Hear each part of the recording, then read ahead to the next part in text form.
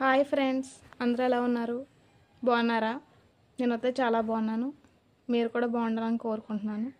నేను కొత్తగా YouTube channel start చేశాను, క్రేజీ నందిని. నా పేరు నందిని. అందరూ నాకు లైక్ చేసి, షేర్ చేసి, కామెంట్ చేసి, సబ్స్క్రైబ్ చేయాలని కోరుకుంటున్నాను.